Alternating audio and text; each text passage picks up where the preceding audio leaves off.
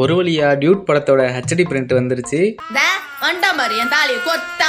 So நம்ம வேலையை நம்ம பார்த்தா தான் நம்ம சப்ஸ்கிரைபர் நம்மளை பார்ப்பாங்கங்கிற நம்ம வீரம் விநாயகத்தோட கருத்தை முன்னாடி வச்சு இந்த ரோஸ்ட்டை ஆரம்பிக்கிறேன். ஸோ ஆரம்பிக்கலாங்களா பாய்ஸ்? நல்ல ஆக்ஷன் பிளாக் மாட்டிருது, ஃபுல் என்ஜாய்மெண்ட் தான். ஃபர்ஸ்ட் இந்த படத்துக்கு டியூடுன்னு பேர் வச்சதுக்கு பதிலா நம்ம அண்ணன் சொன்ன மாதிரியே வச்சிருக்கலாம் போல. கக்கோல்டுன்னு வச்சிருக்கணும், தமிழ்ல வந்து பால்னு வச்சிருக்கணும். டேய் என்னடா படம் எடுத்து வச்சிருக்கீங்க? இந்த படத்தை பத்தி சிம்பிளா சொல்லணும்னா இது ஒரு உள்ளு வெப் சீரிஸ் மாதிரி தான். இதை கேட்டோன்னு இந்த 2K ஜென்சி குட்டி குஞ்செல்லாம் என்னை திட்டுவீங்கன்னு எனக்கு தெரியும். ஆனா இந்த படம் சூப்பர்னு சொல்ற அவனுங்களுக்கெல்லாம் நான் கேட்கிற கேள்வி ஒண்ணுதான், நீ தங்குவியாடா இந்த வீட்ல? சரி வாங்க நம்ம படத்துக்குள்ள போவோம். இந்த படத்துல ஃபர்ஸ்ட் சீனே பார்த்தா ஒரு தாலியா இருக்கிற சீன் தான். அப்பவே தெரிஞ்சு போச்சு இவனுங்க படம் ஃபுல்லா கிரிஞ்சு பண்ணி நம்ம தாலியா இருக்க போறானுங்கன்னு. படத்தோட ஸ்டார்டிங்ல நம்ம ஹீரோ தன்னோட எக்ஸ் மேரேஜுக்கு போய் தன்னோட பிரேக்கப்கான ரீசனை கேட்பாரு. அப்படி ரீசன் கேட்டுக்கிட்டு இருக்கிறப்ப கை தவறி அவர் எக்ஸோட கழுத்துல உள்ள தாலி கையோட வந்துட்டு இருக்கும். ஏன் திமுங்களா எப்படி? அதான் முதல்ல நானும் யோசிக்கிறேன். ஆனா இந்த சீனே ஒரு லாஜிக் இல்லாத சீன் தான். சரி தாலி எப்படியோ கையில வந்துருச்சு, சாரிப்பா தெரியாம வந்துட்டு அப்படின்னு சொல்லி தாலியை கொடுத்துட்டு நம்ம ஹீரோ சிம்பிளா போயிருந்திருக்கலாம். ஆனா அதை விட்டுட்டு தாலியை கொடுக்காம மண்டபம் ஃபுல்லா ஓடி பிடிச்சு விளையாண்டுக்கிட்டு இருக்கானுங்க. சம்பந்தமே இல்லாம ஒரு 15 நிமிஷத்தை போட்டு ஃபர்ஸ்ட் சீனே நம்ம தாலியை அறுத்துட்டானுங்கன்னு தான் சொல்லணும். அதே மாதிரி நம்ம ஹீரோ இந்த படத்துல என்ன வேலை பாக்குறாருன்னா ஊர்ல உள்ள லவ்வர்ஸ்க்கு எல்லாம் ஒரு நல்ல மாமாவா இருக்காரு. அந்த வேலையை ஹீரோ மட்டும் பண்ணல, ஹீரோயினும் சேர்ந்து தான் பண்றாங்க. அதை காட்டுறதுக்குனே படத்துல ஒரு இன்ட்ரோ சாங்க வச்சிருக்கானுங்க. தயவு செஞ்சு சார் இன்னும் ஒரு தடவை அதை ப்ளே பண்ணுங்க சார். நெக்ஸ்ட் சீன்ல நம்ம ஹீரோயினுக்கு ஹீரோவை பிடிச்சி போய் ப்ரப்போஸ் பண்ணுவாங்க. நீ என்னடி பிட்டு படத்துல வர பொசிஷன்ல இருக்க? டேய் என்னடா டயலாக் இது? நம்ம ஹீரோ அந்த இடத்துல மூச்சவ பேச்சவன்ட்டு எல்லாரும் முன்னாடியும் அந்த லவ்வை அக்செப்ட் பண்ணிட்டு பைக்ல வரப்ப உன் மேல எனக்கு ஜீரோ ஃபீலிங்ஸ், உன்னை நான் அப்படி பார்க்கல, உன்னை நான் ஃப்ரெண்டா தான் பாக்குறேன்னு சொல்லிடுவாரு. காலங்கலிகாலமாய் போச்சு, நாங்க சொல்ல வேண்டியதெல்லாம் நீ சொல்லி. அந்த பிரேக்கப் ஆன வழியில தான் நம்ம ஹீரோயின் நம்ம ஹீரோவை விட்டு ரொம்ப தூரம் போறாங்க, அதுவும் 6 மாசத்துக்கு. அடுத்த 6 மாசத்துல பார்த்தா நம்ம ஹீரோவுக்கு ஹீரோயின் மேல லவ் வருது. அது யாரால வருதுன்னு பாத்தீங்கன்னா ஒரு தெருநாயால வருது. இல்ல புரியல. அது எப்படின்னா ஹீரோவும் ஹீரோ ஃப்ரெண்டும் பைக்ல வருவாங்களாமா, தெருநாயெல்லாம் துரத்துமாமா, நேரா போய் ஒரு கார்ல மோதுவாராமா. அந்த ஒரு நிமிஷத்துல சாவ பார்த்துட்டு வரப்ப நம்ம ஹீரோயின் மூஞ்ச பார்த்துட்டு வருவாராமா.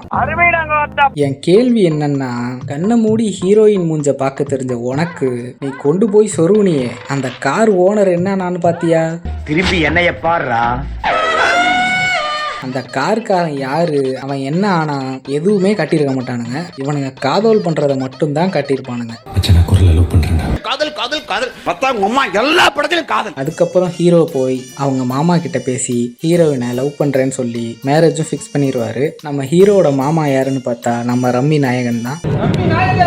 அதுக்கப்புறம் நம்ம ரம்மி நாயகன் மேரேஜ் எல்லாம் ஃபிக்ஸ் பண்ணிடுவாரு. சரின்னு நம்ம ஹீரோ நைட்டு ரிசப்ஷனுக்கு காலையிலேயே குளிச்சு கிளம்பி லவ்வரை பார்க்க ஆசையா போனவனுக்கு அந்த லூசு ஹீரோயின் வப்பா பாருங்க ஒரு ஆப்பு. எனக்கு இந்த கல்யாணத்துல இஷ்டம் இல்ல. வாழணும்னு ஆசையோட வந்தோட வாசல்லே நீ பாட்டி அமிச்சிட்டீங்களாடா. இதெல்லாம் கூட பரவாயில்ல, ஆனா அதுக்கு இந்த ஹீரோயின் ஒரு காரணம் சொல்லுவா பாருங்க. நீ வேணான்னு சொல்லிட்டு டிப்ரெஸ்ல இருக்கும்போது அவன் ஆறுதல் சொல்ல வந்தான், அதனால அவன் கூட ஃப்ரெண்ட் ஆகி லவ் ஆகிடுச்சுன்னு. இதுக்கெல்லாம் பேர் எனக்கு தெரியுமா? என் கேள்வி என்னன்னா, நார்மலா ஒரு பிரேக்கப் ஆனாலே அந்த பிரேக்கப்ல இருந்து வெளியே வர ஒரு 1 or 2 years ஆகும். அது பொண்ணுங்களா இருந்தாலும் சரி. வெளியே வந்தா நீ தனி ஆள் கிடையாது, நீ ஒரு அடையாளம். அப்படி இருக்கும்போது ஆறுதல் சொல்ல வந்தவனை 6 மாசத்துல எப்படி லவ் பண்ண முடியும்? நிறுத்துறா, இதுக்கு பேரு ஃப்ரெண்ட்ஷிப்பாடா? இதுல ஒரு ட்விஸ்ட் என்னன்னா, இந்த லூசு ஹீரோயினு அவனை லவ் பண்ணி மேட்ரு வரைக்கும் போயிட்டு நம்ம ஹீரோ கிட்ட யார லவ் பண்றேன்னு தெரியலடா, கன்ஃபியூஸ்டா இருக்குன்ட்டு ஒரு டைலாக் ஒண்ணு போடுவாங்க பாருங்க.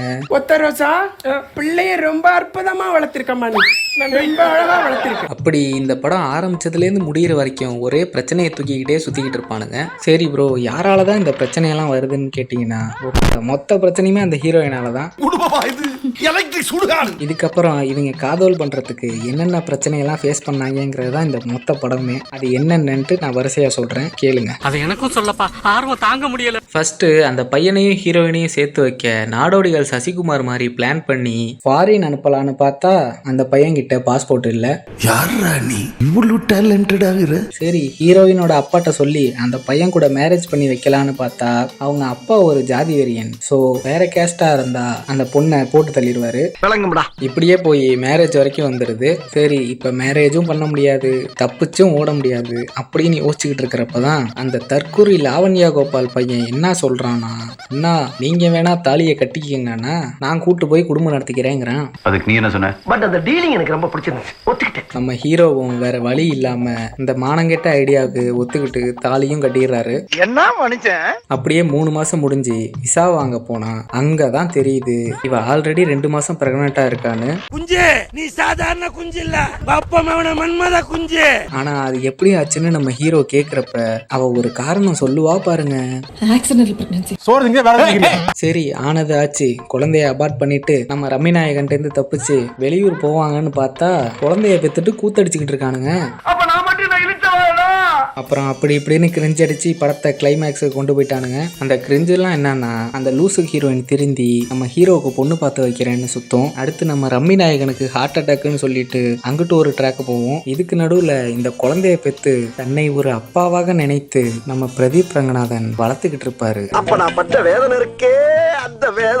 இப்படி இடையில பேக்ரவுண்ட் மியூசிக்கு, ஒரு ஃபைட்டு, அப்புறம் நம்ம சாய் அபியங்கரோட பாட்டு, ஒரே பாட்டு, சார் 3 வேரியேஷன் பாருங்க. அது மாதிரிலாம் போட்டு நிறைய கிரிஞ்ச சேர்த்து படத்தை கிளைமேக்ஸ் வரைக்கும் தள்ளிட்டானுங்க. இந்த காரி மூஞ்ச கதையெல்லாம் ஒரு காவிய கதை மாதிரி இங்க வந்து சொல்லி அங்க டைமை வேஸ்ட் பண்ணுகிறேன். போட மரியாதையா. கிளைமேக்ஸ்னு வந்தாலே என்ன, வழக்கம் போல ஒரே டெம்ப்ளேட் தான். நம்ம ரம்மி நாயகன் தான் வில்லன், அவர் எப்படியும் திருந்தி தான் ஆகணும். அவரும் திருந்திடுவாரு. அவர் பொண்ணு, அப்புறம் அந்த லாவண்யா கோபால் பையன், அப்புறம் அதுங்களுக்கு பிறந்த ஒரு குழந்தை, எல்லாரும் ஒண்ணு சேர்ந்துருவாங்க. இப்போ உங்களுக்கு வருத்தம் என்னன்னா அவங்க பொண்டாட்டி பிள்ளையா இருக்காங்க, உங்களை விட்டுட்டாங்க. இதுதான் கட்ட கடைசியா நடக்கும். பொண்டாட்டி பிள்ளைங்க மச்சினிச்சு மாமியா கீமியா எல்லாம் ஒன்னா கூடிட்டாங்க. ஆனா இவ்வளவும் பண்ண நம்ம சிம்பத்தி ஸ்டார் பிரதீப் ரங்கநாதன் என்ன ஆனாருன்னா, பேட்மேன் படம் போஸ்ட் கிரெடிட் சீன் மாதிரி தன்னோட மானங்கெட்ட மிஷினை முடிச்சிட்டோங்கிற சந்தோஷத்தோட அங்கேருந்து சிரிச்சுக்கிட்டே விடை பெறான் இந்த படத்தோட ஹீரோ நம்ம அகன். இதுவும் உங்களுக்கு ஒரே பிராண்டு. அப்புறம் இந்த படத்துல நம்ம டிராவிட் நடிச்சிருப்பாரு. உண்மையிலேயே இந்த படத்துல ஒழுங்கா எழுதின ஒரே கேரக்டர்னா அது நம்ம டிராவிட் தான். அப்புறம் இந்த படத்தோட மியூசிக் பத்தி நான் சொல்லணும்னு அவசியம் இல்லை. படம் வந்தப்ப ஊரு பூரா ரவுண்டு கட்டி அடிச்சு டோட்டலா க்ளோஸ் பண்ணிட்டானுங்க. அடிங்கடா, உன்னை யார அடிப்பான்? ஸோ லேடிஸ் அண்ட் ஜென்டில்மேன், அவ்வளோதான் இந்த ரோஸ்ட்டு. இந்த வீடியோ உங்களுக்கு பிடிச்சிருக்கும்னு நினைக்கிறேன். பிடிச்சிருந்தா லைக் பண்ணிவிட்டு மறந்துடாமல் சப்ஸ்கிரைப் பண்ணிடுங்க. அப்புறம் இந்த படத்தை பிடிச்சிருக்குன்னு சொல்லி யாராச்சும் முட்டு கொடுக்க வந்தீங்கன்னா கமெண்ட் பாக்ஸில் கழுவி ஊற்றிட்டு போங்க. நான் உங்களை அடுத்த வீடியோவில் சந்திக்கிறேன்.